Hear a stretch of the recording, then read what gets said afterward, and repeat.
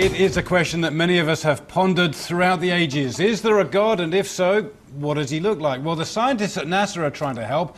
Having released their so-called Eye of God image earlier this year, they've come up with the Hand of God, a snapshot taken by the Chandra X-ray Observatory, orbiting some 580 kilometres above the Earth. Astrophysicist Patrick Slane joins us on the line now from Cambridge, Massachusetts. Patrick, great to have you on the show. This is an incredible image. How on earth did you get it? Well, this is an observation that was taken with the Chandra X-ray Observatory. We point an X-ray camera at this part of the sky and collect the information that is produced from this object that's glowing in X-rays. We take it with a camera that's similar to a camera in a cell phone, except that it's sensitive to X-rays, and then we choose the low-energy X-rays and color them red in this image, and the high-energy ones and color them blue, and that differentiates the upper portion from the lower portion, and otherwise it's a regular picture. Is it in any way a trick, or was it one of those freak moments? If we took the same picture again, would we get a different result? No, indeed, if we took the same picture again, we would get almost exactly the same thing. We do observe that in the centermost portion of this structure, there's actually variations in the brightness with time. Some of the structures are getting brighter and dimmer on timescales of months or so, but otherwise it would look just like this if we took the same image tomorrow. And describe to us the size of the image we're seeing. How big is the hand? So at the very, very center of the hand, there's a bright, compact source called a pulsar that is about 10 kilometers across, but the entire structure from the faint region at the lower left to the bright reddish region at the upper right is about 150 light years across.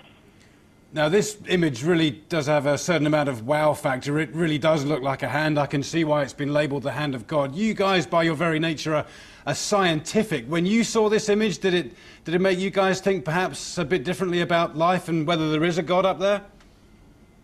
To tell you the truth, when I first saw the image, it wasn't the hand structure that stuck out to me at all. It was some of the other more complex structure in the innermost regions, and so no, I think that we really concentrated more on why is this structure lighting up that region up at the top. Why is there a dark region or dark regions in between those finger-like structures? I really concentrated more on how this thing could be made rather than what it might mean. Patrick Slane, well, thank you very much for joining us on the line and sharing your thoughts with us on that absolutely sensational image. الكف أو اليد التي تطلع من السماء علامة من علامات ظهور المهدي عليه السلام. من الكتب في السنة هذه روايات تثبت العلامة عن أسماء بنت عميس. علامة ذلك اليوم أي وقت ظهور المهدي يد تمتد من السماء والناس تدور لتراها. مهدي آخر الزمان لابن حسام الدين المتقي، الصفحة 69. وروايات أخرى لنفس المصدر في الصفحة 51.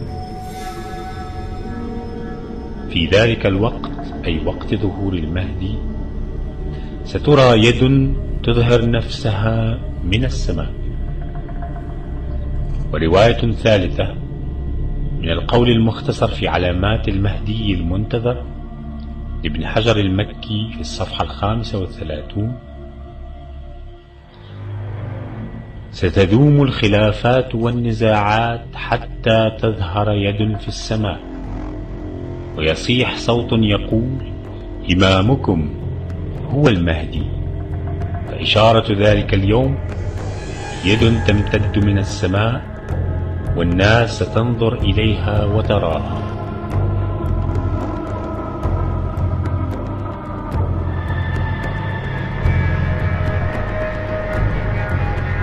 ومن كتب الشيعة جاء مثلا في الغيبة للنعماني في الصفحة 252 عن عبد الله بن سينان عن أبي عبد الله عليه السلام أنه قال: النداء من المحتوم، والسفياني من المحتوم، واليماني من المحتوم، وقتل النفس الزكية من المحتوم، وكف يطلع من السماء من المحتوم. قال: وفزعة في شهر رمضان توقظ النائم وتفزع اليقظان وتخرج الفتاة من خدرها. جاء في كتاب مناقب العترة 250 علامة في الصفحة 130: قال رسول الله صلى الله عليه وآله: الويل الويل لأمتي من الشورى الكبرى والصغرى. فسئل عنهما فقال: أما الكبرى فتنعقد في بلدتي بعد وفاتي لغصب خلافة أخي وغصب حق ابنتي، وأما الشورى الصغرى فتنعقد في الغيبة الكبرى في الزوراء لتغيير سنتي وتبديل أحكامي. جاء في كتاب الملاحم والفتن في الصفحة 134: قال الإمام علي بن أبي طالب عليه السلام: ويعود دار الملك إلى الزوراء وتصير الأمور شورى، من غلب على شيء فعله، فعند ذلك خروج السفياني فيركب في الأرض 9 أشهر يسومهم سوء العذاب إلى أن يقول: ثم يخرج المهدي الهادي المهتدي الذي يأخذ الراية من يد عيسى بن مريم.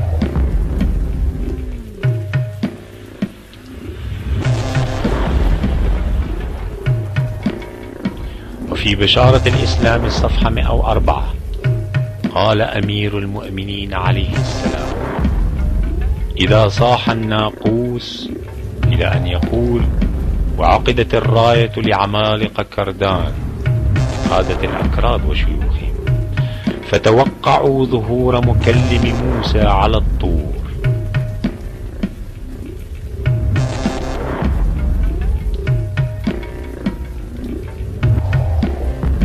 وذكر أيضا في خلاصة العلامات عن كتاب بيان الآئمة عليهم السلام الجزء الثالث الصفحة 513 بعض نظم العلماء الشعرية في العلامات، ومنها ما كتب الشيخ محي الدين في العلائم، وهذه طائفة منها.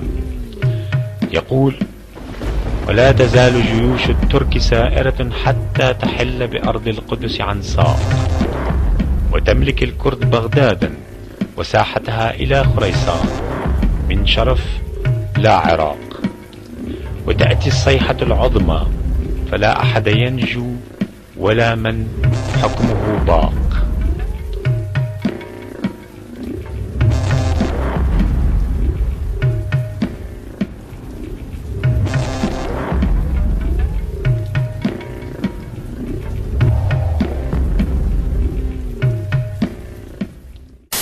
والآن يوجد من الأخبار ما يكفي من أن أمريكا قد أسست منذ عدة سنوات، ربما 10 سنين، ما يسمى بقوات التدخل السريع تحسبا لظهور المهدي عليه السلام وليس لشيء آخر.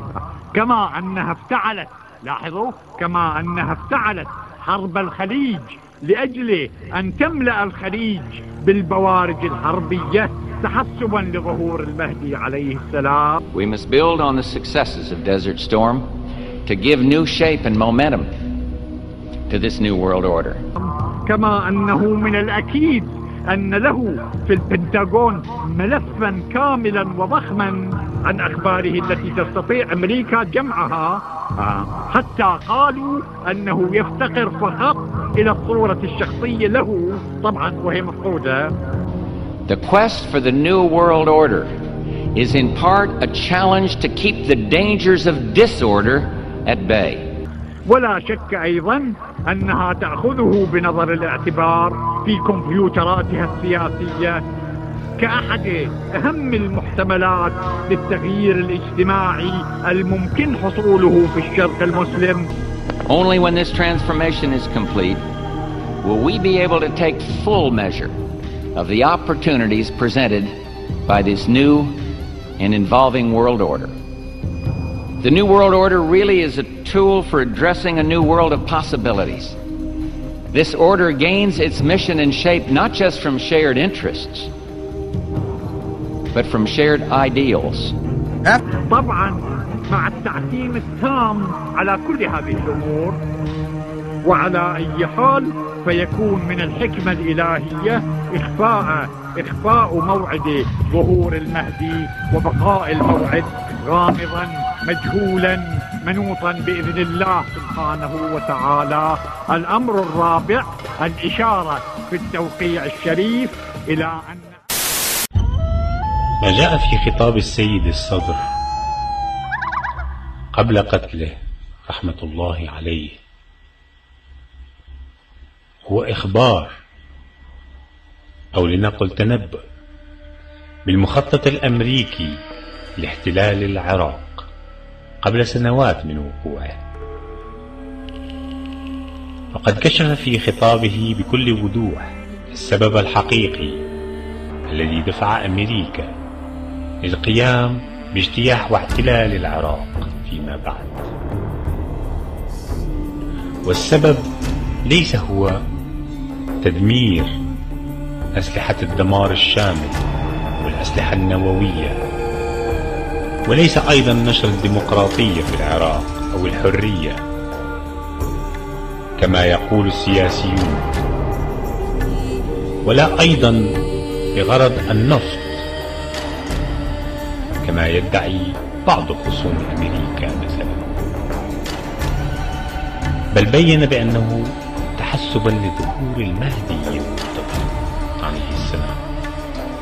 وقال في خطابه أن أمريكا كانت تعرف بظهور الإمام عليه السلام ولديها معلومات أكيدة بهذا الخصوص محفوظة لديها في دوائر البنتاغون، فقط تفتقر إلى صورته.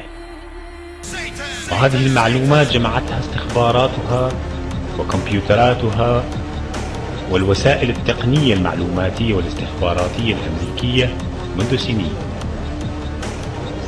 ولهذا السبب أيضا لمحاربة المهدي يقول السيد الصدر: حشدت أمريكا جيوشها في الخليج وخططت لاحتلال العراق، وفعلا احتلت العراق استعدادا لمواجهة ومحاربة الإمام المهدي عليه السلام ومخططه لإقامة دولة العدل الإلهي التي ستفني حاكمية الناس والدجال الأكبر، أمريكا والديمقراطية وتنصيب الناس للناس. وقد بين بوش في مواقف كثيرة أن حربه في العراق كانت بأمر الرب كما يزعم.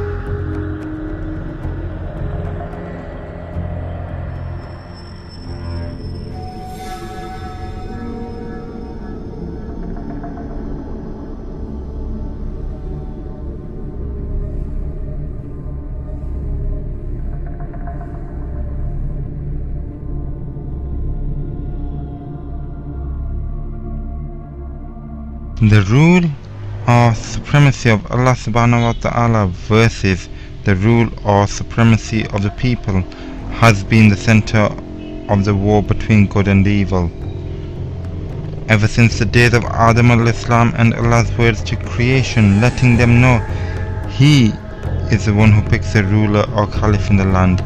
Satan has been working to implement the complete opposite, or the supremacy of people and people picking their own leaders and rulers in the land. That is why the religion of the Dajjal is democracy, or the complete disregard of the rule of the prophets in Islam. For with democracy one can do what thou wilt, as Alistair Crowley said, and one does not have to worry about the rules of the Lord Most High. Think about it. How many of the prophets chosen by Allah subhanahu wa ta'ala were elected by man? Has not the struggle always been with the fact that the people reject someone chosen or appointed by Allah?